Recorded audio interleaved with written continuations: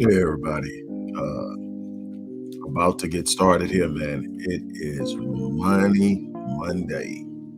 Uh, we are going to have a very exciting talk about knowing the cost of your dreams, but also knowing the cost of failing to adequately prepare and to pursue your dreams. Um, and when I talk about dreams, I'm talking specifically around the area of finance and how you would like your life to have financial independence, financial freedom, what all of it means, but what does it mean to you and how are you going to approach it? So as we get started, the first thing I'm going to do is I'm going to tell you that there are three offers in the description box, all pertaining to finance and wealth and helping you do something. The first is our flagship program, the Path to Generational Wealth course. This is an 18-month course. It took me 10 years of research and interviews and preparation to create. The second is the 7-day online business launch course, which is actually on sale from $607 to $297 until tomorrow at noon. The final one is the Unleashing the Power of Artificial Intelligence course. This is a master course, another course that is unbelievable. The Path to Generational Wealth course and the AI course, you can register for those directly on the platform, and you can either pay in full or choose an installment plan. Because the 7-day online business launch course is on sale, you have to pay through the direct link, and you have to pay in full, but you can also use Afterpay, which we make available to you, so you can still, in paying for it, use your card and break it down into installments that way. With that out of the way, let's talk. Um, I want to be uh, as real and transparent, but as demanding as I possibly can, because that's the way I am with myself. I'm honest with myself. But I'm also a person who believes that anything I set my mind to, I can do. So a lot of people are having a hard time with doing anything associated with wealth building because they've bought into the notion or the ideology or the mindset that poverty is their lot in life. So every decision is made from a state or a mindset of lack. And when you have a mindset of lack, it is absolutely impossible to build wealth. It's absolutely impossible to manage and grow finances, because out of a mindset of lack comes the decisions that will repeat it, the decisions that will magnify it, the decisions that will ultimately create a cycle of behavior that guarantees you stay there. It's not that poverty or struggle is your lot in life. It is that somewhere in your thinking, you have bought into a notion or an idea that creates habitual thoughts and habitual behavior that produces undesirable results. You don't change something by saying I don't want it. You change something by focusing on what you do want and then taking the necessary steps to achieve it. And so, in doing that, what I try to get people to do is not look at the end. You need to know what the end is. And that's what we're going to talk about today. What is it you want? See, everybody doesn't want the same thing. And it's okay. Everybody doesn't want the private jet, the private island, the private beach, the beach house in Milan, and all of this other stuff. Maybe it's not, maybe it's Nice or whatever. But anyway, somewhere in Europe, you know what I'm saying. So, everybody doesn't want that. Some people want to know that they'll never have to worry about paying a bill again, that they'll never have to worry about um, managing and maintenance and the keep up of their homes and their vehicles, that when their children need them, they have what their children need, and that they're able to undergird the growth and development of their children. Some people simply want to be able to know that financial struggle will never be a situation from them, and their number is going to be different. Then there's going to be the person who wants to travel, the person who wants to be a business mogul, the person who wants, and see, none of that is impossible, but it comes in unique challenges based off of where you come from. And see, the idea is you have to conceive it. God gave us this unbelievable gift that most of us crush in our children by the age of 5 and 6 when it's time to go to public school. And that's the imagination, the ability to see things that don't exist, the ability to think of things that haven't even happened yet, the unbelievable ability to sit up and create. And the beautiful thing about it, if that is that God designed that for a reason. It wasn't to entertain kids, it was to put inside of you the ability to create anything that may advance your vision, advance your dream, infuse your purpose with power. You have the ability to create it in your mind. See, we can talk about the mechanisms of wealth. We can talk about compound growth. We can talk about multiple streams of income. We can talk about the use of trust. We can talk about asymmetric risk reward. We can talk about real estate. We can talk about insurance mechanisms. But until you get the mindset and you shift it to an ability to believe in something beyond whatever you've ever experienced it.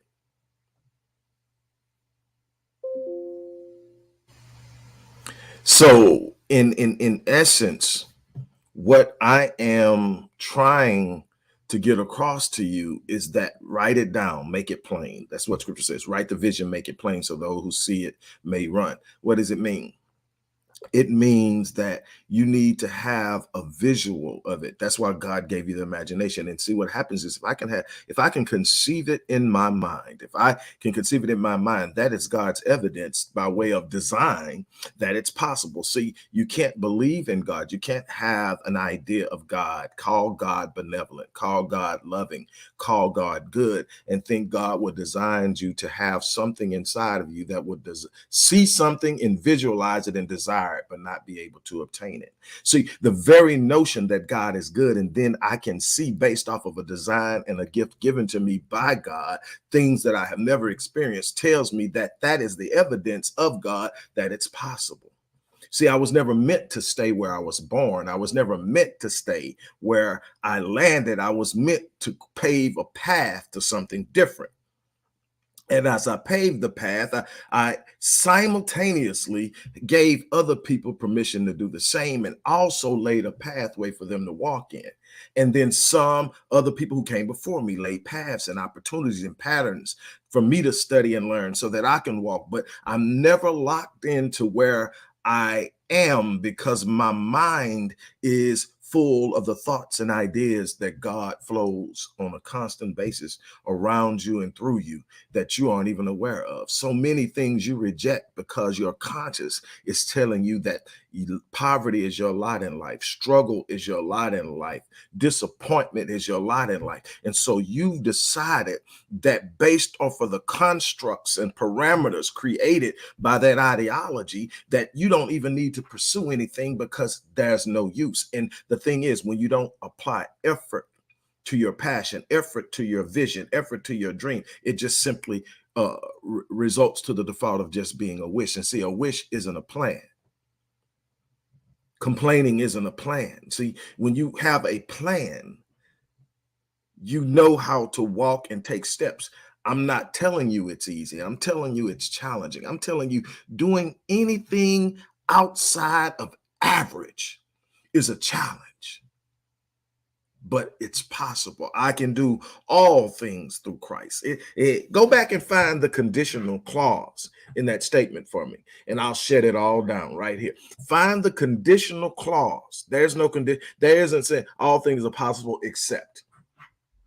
No, it doesn't say that. All things are possible when. It says all things are possible through Christ. And then you go over and over again. Nothing shall be impossible to those who believe. You've got to be able to understand that the people who are getting on in this world aren't better than you. They're moving and thinking and operating differently than you. And then you just simply have to pay attention to the pattern, because what? Success leaves clues. So let's think. So when you think about, and stop dwarfing your goals, stop dwarfing your dreams, stop making them small so they make sense. Stop making them small so that they don't sound crazy to other people. If your dream and your vision doesn't sound like you're a little over the top to the people around you, you're not reaching enough. You know my favorite quote by Stephen Furtick. And it says that if the vision you have for your life isn't so huge that it intimidates you, it's a good chance it's insulting God. And why is it insulting God? God didn't design you to be average. God didn't design you to sit back in a corner of comfort and just coast through life and get by. God designed you to be a reflection of his greatness, a reflection of his infinite power, and a reflection of what can happen. How can you possibly evangelize people about the God you serve, whatever way you serve? I'm not here to tell you that. You got to figure that one out.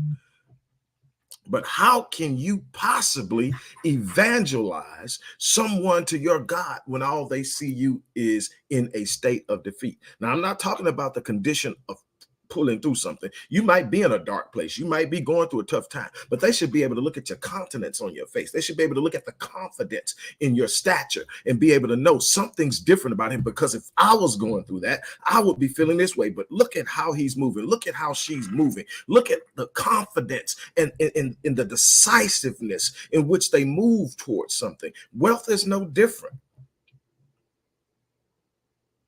There's an elitist mindset and narrative being pushed that make those who don't have it feel like it's unattainable. And there are these barriers that put in there. But you know what some of the barriers are?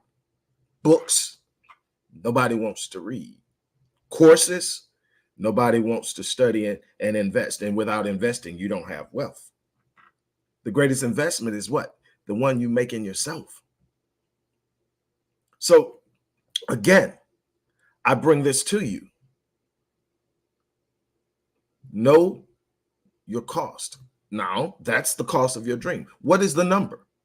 Based off of what you want to do, look it up. How much does if you want to how much is a private jet? How much did Oprah and Tony Robbins pay for their islands off the Keys? How much, and look at the cost of all the stuff you want. Now, the thing is, it can't be all self-consumed. See, the things I pursue for me and for my family, but I also pursue so that I can make sure I'm able to pour into the lives of others, that I can sit up on a regular basis and put together content like this, that when people sit up and watch it, it does something for them. And this stuff here that I'm doing now is free. It didn't cost you anything. You just had to log in, and you can share that with other people and they can see it. There's a lot of stuff out there. But see, the barriers that get us initially is the things that we actually can access. Pick up a book, sign up for a course, hire a coach, get some counseling. All of these things that are stopping us have solutions. Nobody has ever asked me if I was black, male, female, Christian, Islam, atheist when I bought stock.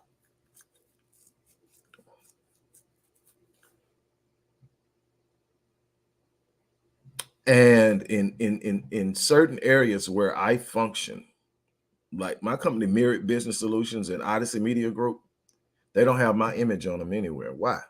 Because the predominance of my clients are probably not going to look like me. And I understand what this world is built like, and my ego isn't important. My dream is. Now, the things that I do that I'm passionate about up close and personal with my people, my image is all over, because I need them to see me doing things that they think are impossible.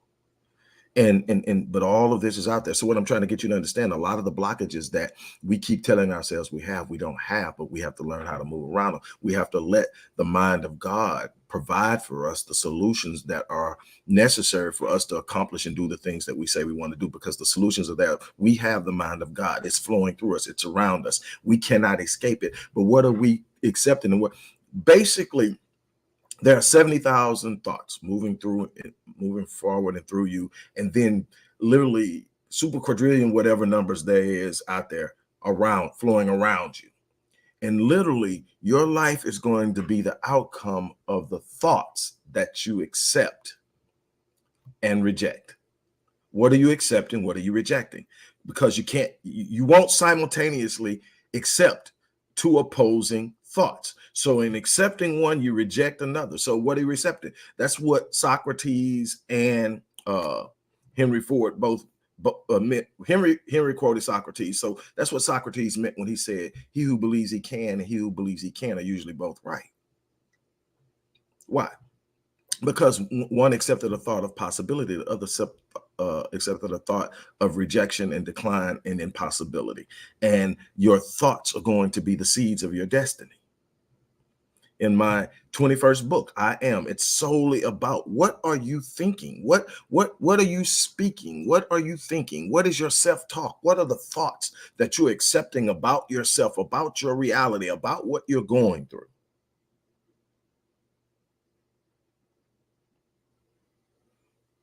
See, it could have been easy for a little kid growing up in Clinton Park, in Houston, Texas, in the hood, poverty all around you, violence all around you. It could have been easy to sit up and say, hey, this is what it is. This is who I am. I moved, I had some stumbling blocks, but I had teachers. First of all, I had my grandparents constantly in my ear about what was expected of me and what I could do. Then I had teachers who saw things in me because my parents had already set the torch on fire and put me out. And I was passionate about reading. So I showed up in school. I mean, from kindergarten through, you didn't have to wake me up. I'm going because I had a passion for it. And I just happened to also excel in athletics. But here I am.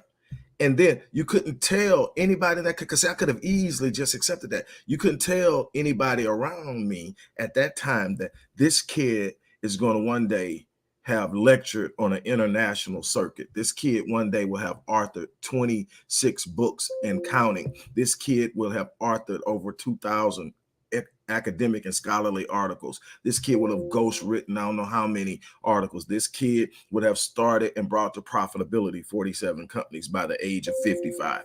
And on and down the line, would have traveled to multiple continents and taught and teached and lectured. You couldn't have told them that. But see, the thing is, I didn't accept my condition as my lot in life.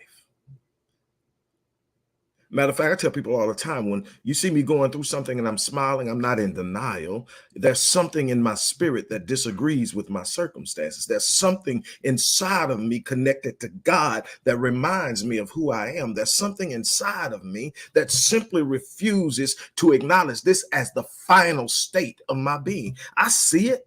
I'm not ignorant to it. It's just not bigger than my purpose. It's not bigger than my design. It's definitely not bigger than my designer. And it cannot stop me. Every day when I'm writing in my gratitude journal, I end it by saying, I am unshakable. I am unbreakable. I am unstoppable. I am grateful. Today I win. It's not dependent upon what challenges are in front of me or what I went through yesterday. I am calling on the promises of my design and my purpose given to me by God. And then I'm going to execute my purpose in my daily life, in my thinking, in my movement. And I'm not shaken by my conditions. I'm not shaken by my circumstances. Again, there's something in my spirit that disagrees with negative circumstances. There's something in my spirit that calls out the idea that you shall declare a thing and it shall be established for you. I'm trying to get you to understand that no matter where you're at, you got something that you can do that can change your situation. You just got to know where you're going. One of the things that you cannot do is go somewhere that you don't know exists. So you've got to set a state. Know the cost. Now you got to know the cost of the dream, the cost of your financial vision. You need to know and have a number. Will it take to get, what number will it take to get me to where I'll never have to worry about XYZ, whatever that is. And I'll have all of XYZ I could ever want. What's that number? Everybody's dream is that you don't try to push yourself in a place you don't want to be in, but make sure you've gotten everything that you want out of it. Now, here's the other cost you need to know. What's the cost of not pursuing it? What's the cost of not investing in myself? What's the cost of sitting around playing small? What's the cost of entertaining colorless dwarfed visions and colorless dreams? What's the cost? See, there's a cost for everything. There's costs and consequences. See, you don't have to get out and pursue the challenging things in life. You don't have to elevate your standard and expectations. You can sit there and flow through default effect bias and just do what everybody else has always done. Everybody in my family done this. Everybody in my neighborhood done this. Everybody in my country done this. This is what people my age are doing. All of that stuff that locks you in that box. Keep doing that, but there are consequences. Consequences and rewards is what life is all about. The consequences, there's going to come a time that you're going to look back and see the time you lost that could have been invested in growing something that you could leave behind as a legacy and an inheritance to your children and their children. You're going to sit up and wake up one day and you're going to look up and you're no longer going to be 25, 35, 45, or 55. And you're going to have to make a reckoning of what you did with the time you were given, what you did with the gift you were given, what you did with the knowledge you were given. What did you do with your opportunities? You had 86,400 seconds in every one of those days. What did you do with it? Did you squander it? Did you play small? Did you play safe? Did you search out comfort with every inch of your being? Or did you go for it? Oh yeah, you're going to bump your head. You're going to scrape your knee. May even get banged up a little bit. But I promise you the reward of pursuing something greater, something better, something more powerful, not only blesses you, it blesses everybody in your periphery who is observing the journey. So you need to know the cost. So we could talk about the mechanisms. I talk about the mechanisms. I told you, I believe it was last week or the week before that, about this study I did. I'm pretty sure I wrote it down. It's somewhere here. Yeah, I told you about the thing I did. I took a total of $240 over 5 years, turned it into $1,473 using compound interest. And I only invested $5 initially, $4.60 a week. And I grew. And over that 5-year period of time, I personally only put it, and I did this. This was an experiment, a 5-year experiment. If you know me, I'm a scientist, I'm a researcher. I know things take time. So there are things I set out to do. And when I did this, I did it. And I did like I say, 5 years. I took $240. Well, $245, the $5 initial, and then the rest of it over the course of 5 years, it was $1,473. $5, less than $5 a week. Do you know what the return is on that? And that's available to everybody right now through the S&P. It's kicking ass. It's doing what it's been doing for decades. And every billionaire that I've contacted has told me that's the biggest mistake that people make. They don't take advantage of compound growth. I've shared that. I've shared so many other things that I'd learned over the course of that 10 years of researching and interviewing. And I learned a lot, so much of things that I had done, mistakes I had made, and things I'm still correcting. But the thing is to know what you can do and then to start to do it. There are places you can literally buy a portion of stock, a share of stock with little as $1. And almost all of them allow you to buy in $5 increments. So for $5, you can get started. And once you get started, you can start buying in increments. And you can designate a certain part of growth to buying more stock if that stock is growing. But then what you do is the only thing that I will ever tell people to do is get into a passively managed mutual fund, like an index fund, like the S&P 500, that produces compound growth over time. That's going to be your long game. That's where you want to get started as soon as possible. You should be teaching your children this. You should have your kids in an account and contributing to it now. You would be surprised how much you can put together for a child's educational fund, for a child's wedding, a child's new home. That's one of the ways we're losing, and that's one of the ways the wealth gap keeps widening, is they're underwriting their children's move into the world, and our children are starting from ground zero. And in most instances, in many instances, in debt. Why? Student loans.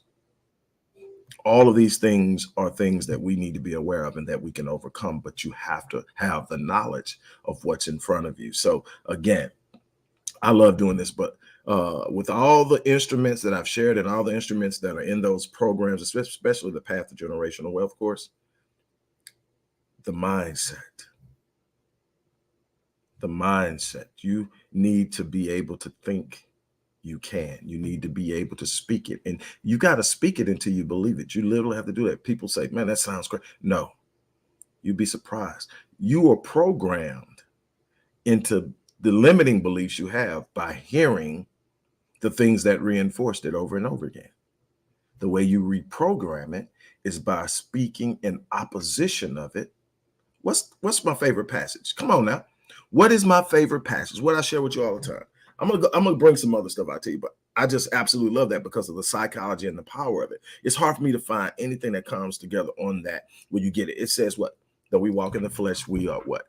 We do not war according to the flesh. The solutions to your problem aren't in the way that you think. You're looking at mechanisms. You're looking at things you can touch, the tangibles. No, it says, though we walk in the flesh, we do not war according to the flesh. What? For the weapons of our warfare aren't carnal. They are mighty in God for what? Pulling down strongholds. Talking about breakthroughs. You pull down strongholds, you have your breakthrough.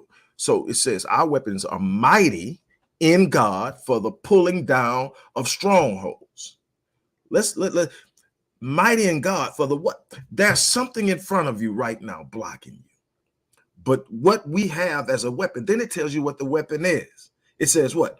Casting down arguments and every high thing that exalts itself against the knowledge of God, bringing every thought into captivity to the obedience of Christ. So every thought into captivity. So we're going to what? We're going to cast down art. What does that mean? Somebody says or speaks something, or a thought comes through your mind that is diametrically opposed to what it is you're saying you want to do. You sit up and you say verbally, I do not accept it. I reject it. This is what's going to happen in my life. I am, and follow I am with what it is, because I am are the two most powerful words in the English lexicon. Why? Because whatever follows it dictates who you will become. I am. Keep speaking it. Keep saying it. Don't receive anything that doesn't align with the vision you have for your life. Says casting down or speaking it. The old folks used to say, I rebuke that. What they're saying, I'm going to openly challenge that negativity. I'm going to openly, overtly, and audibly speak against this thing that's coming against me. I'm not going to act passively when it comes to my future. I'm not going to speak passively when it comes to my future. I'm going to actively dismiss it. Then it says, bring every thought into captivity. Bringing every thought. That means you're managing your thinking. What thoughts are you entertaining? Your stress levels are through the roof because you're entertaining the wrong thoughts. Your anxiety is over the top because you're entertaining the wrong thoughts. Doubt is on the highest scale because you're entertaining the wrong thoughts. Bring the thoughts into captivity. Shut down those things that don't align. Focus on the things that do. You have the ability to do exceptional, extraordinary, and phenomenally above anything you can imagine. Says God is able to do exceedingly and abundantly above all we ask or even imagine. But we're sitting around playing small because it's safe. It's what everybody else has done. Stop being what everybody else has been and be what God designed you to be. Step out. And I'm telling you, poverty is not a design of God. It's an error in thinking that produces an ultimate tangible result. So on that note, I'm gonna get out of here. As I said in the beginning, there are 3 offers in the description box. One is for the Path to Generational Wealth course. It's an 18-month course. This is a comprehensive course. This ain't something you're gonna go pick up, look at a couple of minutes and have some magic potion on. This is literally the step-by-step blueprint to build what they've built. And it's not beyond you. It's not an overnight thing. Depending on where you start with what you have, but you've got to commit a certain portion of what you have to your growth, or you will always be depleted and stagnant where you are. So that's the first one. The second one is the 7-day online business launch course. Everybody needs multiple streams of income.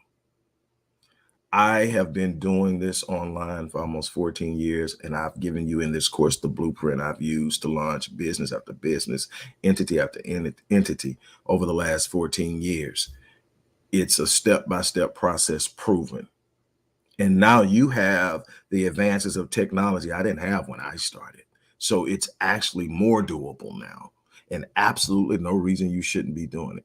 And today through tomorrow at noon, it's not, instead of $607 for the course, it's worth way more than that because you're going to make it back with the businesses you create.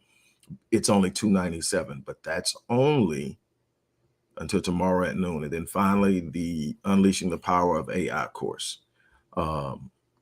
Goldman Sachs has predicted that AI is going to replace or shift and redefine over 300 million jobs.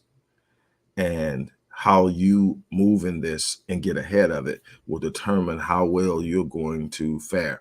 If you're in the traditional job market, you need to be aware of what's going on, because the obvious things are what you see in grocery stores and what you see in fast food restaurants and all that. It's going to hit in a bunch of different places because so many different practices and services are being automated using AI, that analytical things, bookkeeping. So, I mean, just imagine. So this is the time to reskill, but also to gain an understanding of how you can actually use AI yourself to monetize your ideas, monetize your business growth, monetize and automate your business operations. And I put this in this course. So again, that's the things that are out there. And again, this person that's done all of this is a little boy that grew up in Northeast Houston in the hood and believed. It's up to you to do something. Don't sit there and buy into that negative idea. On that note, I'm getting ready to get out of here. I want to thank you guys for stopping in. As I always say, I live my life on full so that when I leave this place, I die on E. I challenge you to do the same thing. On that note, I'm out of here. You guys take care.